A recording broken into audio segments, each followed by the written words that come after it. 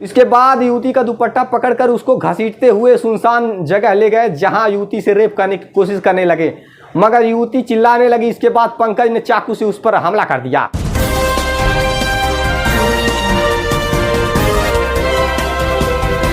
नमस्कार, मैं राजू रंजन, आप देख रहे हैं एसके न्यूज 24 चाय की जीत। आज आपको हम ब्रेकिंग न्यूज जो लखनऊ से ताज़ा खबर निकलकर सामने आ रही है, आइए जानते हैं कैसी घटना है। आपको बता दें, लखनऊ में रक्षाबंधन के दिन ट्यूशन पढ़ा करके घर वापस लौट रही ट्यूशन टीचर को 3 दरिंदों ने किडनैप कर लिया।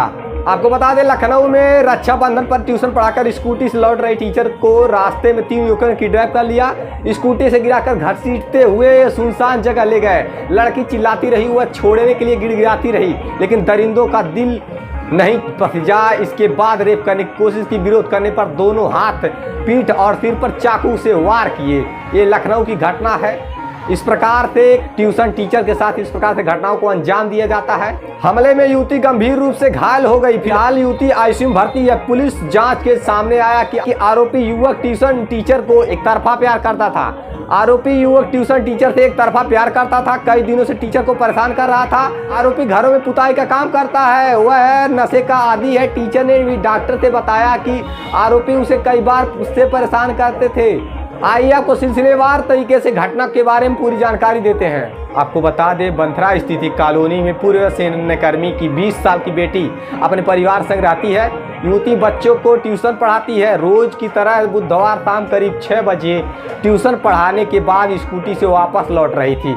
इसी बीच कॉलोनी के रहने वाले पंकज रावत और उसके 2 साथियों ने उसको रोक लिया। युवती के विरोध करने पर स्कूटी गिरा दिया और यही नहीं, स्कूटी को पंचर कर दिया। आरोपियों ने युवती को स्कूटी से गिरा दिया और स्कूटी पंचर कर दी। इसके बाद युवती का दुपट्टा पकड़कर उसको घसीटते हुए सुनसान जगह ले गए, जहां युवती से रेप करने की कोशिश करने लगे, मगर युवती चिल्लाने लगी। इसके बाद पंकज ने चाकू से उस पर हमला कर दिया। हमले में युवती के सिर, पीठ पर, हाथ पर घाव लगे। इस बीच आसपास के लोग मौके पर पहुंचे। भीड़ को आता देख आरोपी वहां से फरार हो गए। युवती ने लोगों को अपने बारे में जानकारी दी। इसके बाद लोगों ने परिजनों को घटना की जानकारी दी।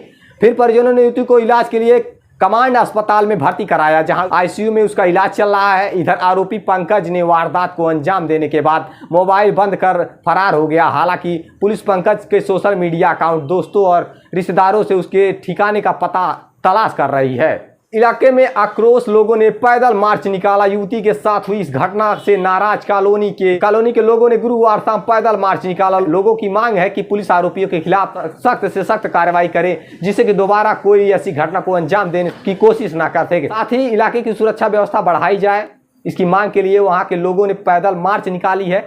वहां के डीसीपी बोले, युवती के शरीर पर चाकू के 5 निशान मिले हैं। डीसीपी पूर्वी हृदय कुमार मुताबिक युवती की मेडिकल रिपोर्ट में 5 चाकू के वार और चोट के निशान मिले, जिसमें सिर, दोनों हाथ पर 1-1 और पीठ पर 2 चाकू के वार किए हैं। युवती ने डॉक्टर को एक युवक के ही हमले की बात की है। पिता की तहरीर पर आरोपी युवक के खिलाफ मुकदमा दर्ज कर 3 टीम तलाश कर रही है। आरोपी नशेबाज है। उसकी मिलने वाले हर संभव स्थान पर दबिश जारी है। सीसीटीवी और परिजनों के निशानदेही पर आरोपी युवक की तलाश में दबिश दे रही है। पुलिस का दावा है कि अगले 24 घंटे में गिरफ्तार कर लिया जाएगा।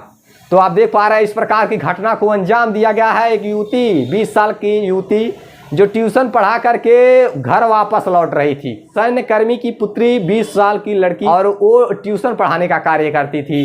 हर रोज ट्यूशन पढ़ाने जाया करती थी और हर रोज की तरह रक्षाबंधन के दिन भी वह ट्यूशन पढ़ा करके घर वापस लौट रही थी।